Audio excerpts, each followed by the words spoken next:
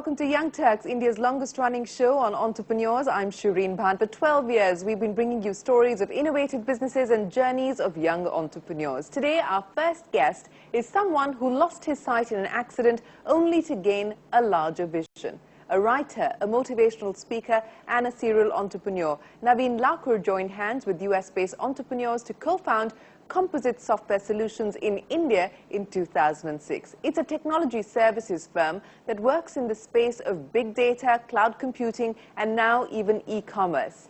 With a presence in Silicon Valley, Australia, and the Middle East, let's take a look at Naveen's story. Having worked with IT companies Wipro and Digital Global, Naveen Lakkur had a track record of setting up 5 successful IT startups before co-founding Compassites Software Solutions in 2005. Naveen, in charge of India operations, headquartered the venture in Bangalore, and after servicing the first project for a US-based firm 7 years ago, Compassites now has clients and offices in Australia and the Middle East as well. Involved in product development, building customized technology and partnering with clients to design, develop and deploy technology solutions rapidly, Compassites projects itself as the one-stop shop for a business's tech needs, big and small. There are some companies which focuses on product development R&D, but when we started, we were one among the early ones to set this trend, and also our USP is in some of the ventures that we got deeply involved in putting even business models together and creating technology literally through partnership, and also co-owning the product and co-owning the intellectual properties. So that is real ownership and not just as a vendor. So that's how I would say is one of the major differentiator and also the USP. Having incubated and co-owned 24 ventures, Compassites clients include ICICI Bank, Airtel, Payback and Hopper. For ICICI Bank, for instance, Compassites engineers created the NRI Engage platform to drive business and engagement between the bank and its global clientele.